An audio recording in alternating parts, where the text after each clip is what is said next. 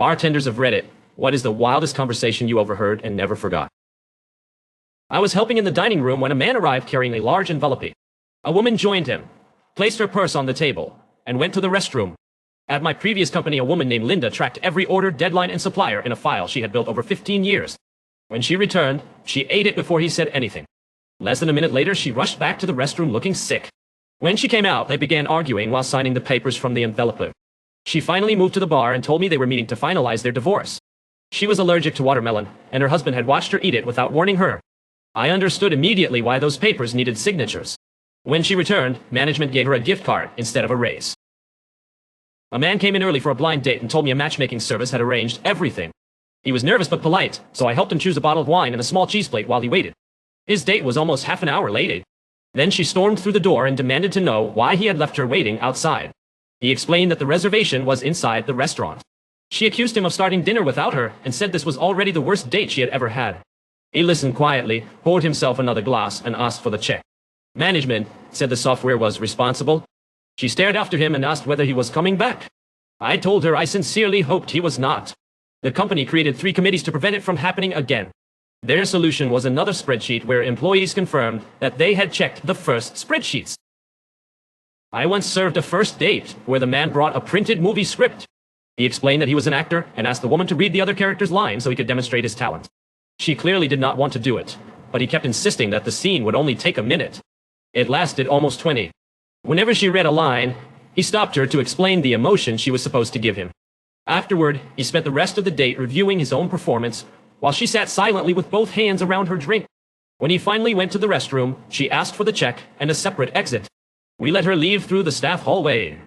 He returned and assumed she had gone outside to call her agent. After that summer, it became the thing we talked about every day. One of my co-workers had recently married, but she was secretly seeing 2 other men. One evening, both men arrived at opposite sides of our horseshoe-shaped bar. Neither knew about the other. Each started quietly making plans with her for later that week. She kept walking back and forth, telling one that she was working late and telling the other that she had family plans. One day, the control panel swung open during a ride. One of them was his regular fishing partner. My coworker disappeared into the kitchen and refused to come back out. The 2 men finished their drinks together, compared messages on their phones, and left through the same door. Her husband arrived 10 minutes later to pick her up. A married couple came in looking exhausted and ordered drinks without speaking.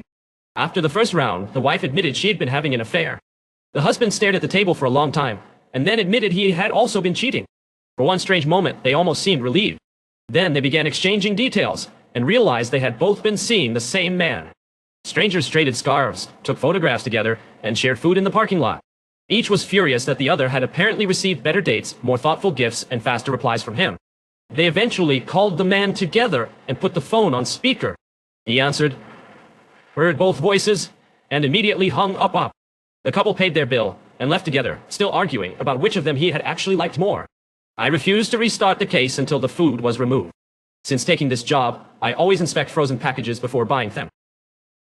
2 women came to my bar with a large family group. Before everyone else arrived, they each ordered 2 quick drinks and told me they needed courage for an important announcement. Once the table was full, the conversation was cheerful for about 20 minutes. Then one of the women stood, held the other's hand, and told their families they were a couple. The entire table went silent. One older relative stood up and left. Another began crying. I stayed nearby, pretending to polish glasses while wondering whether I should prepare more drinks or call a taxi. Then the woman's younger brother raised his glass and said he had known for years because nobody takes that many weekend trips with a roommate. The tension broke. Several people laughed, and then the conversation slowly started again.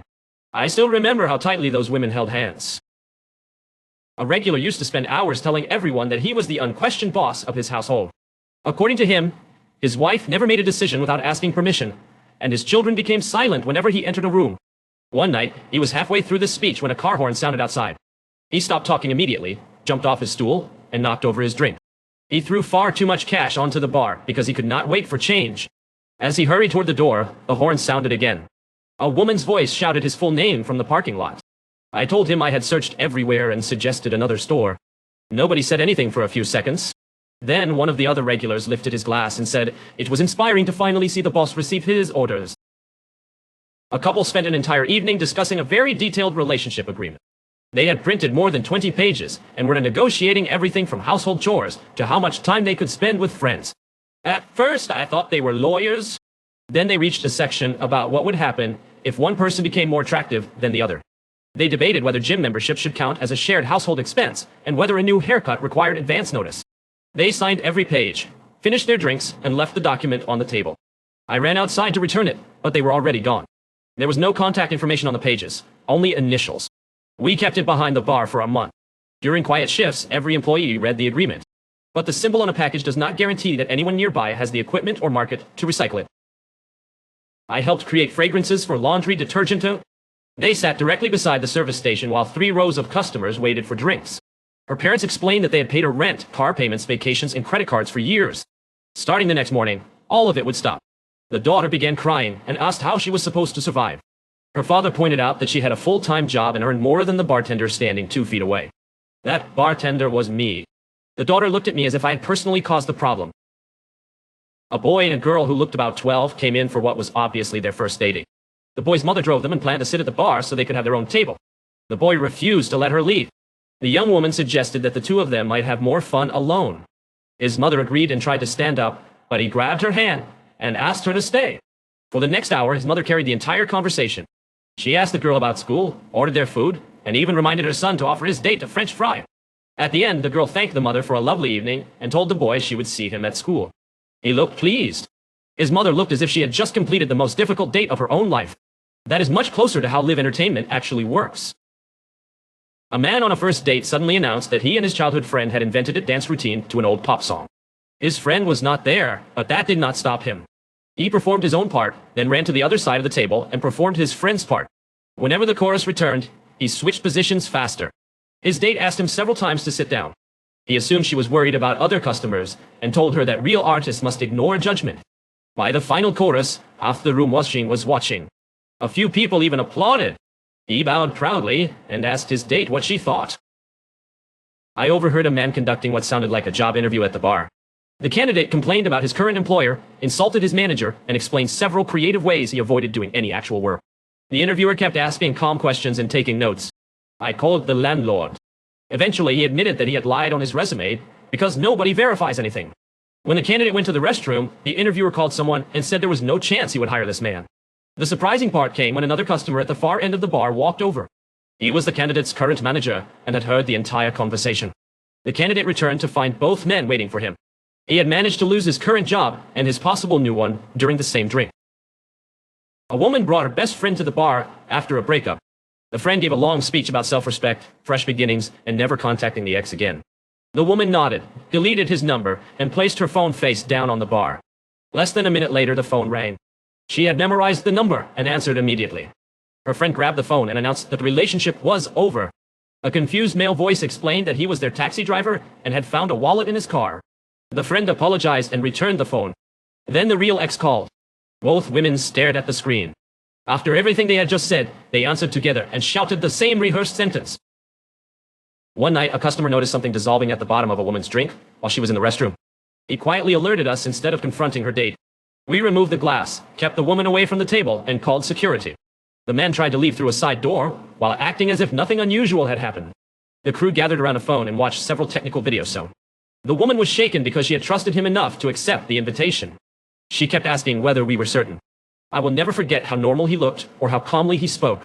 There was no dramatic villain, only a polite man in a clean shirt insisting that everyone had misunderstood him. Since that night, I have never considered watching customers' drinks to be an optional part of the job. Near closing time, an older couple sat at the end of the bar and discussed divorce in voices so calm that I assumed they were talking about someone else. They divided furniture, savings, holiday decorations, and even the photographs on their walls. Neither raised a voice. Then they reached the question of who would keep their dog. One executive asked how many positions would be eliminated. Another replied that the number depended on how much savings investors expected. The man moved his chair closer and held her hand. After several minutes, he suggested that they keep sharing the dog and meet at the same park every Sunday. She laughed and said that sounded suspiciously like a weekly date. He admitted that was the idea. Inside, it looked like expensive people guessing. The most important World Cup match of my life ended 0-0. I watched it in a hospital room while waiting for surgery. The patient in the next bed supported the opposing team. We were both frightened, but neither of us wanted to admit it, so we spent 2 hours arguing about every decision instead. When the match ended, he reached across the space between our beds and said a draw was fair. The nurses took me away a few minutes later. The surgery went well. Before I left the hospital, I found out he had also recovered. We traded phone numbers and still message each other whenever our countries play. That boring, scoreless match gave two scared strangers something normal to hold on to. It is noticing what could fail and caring enough to fix it before the public ever finds out.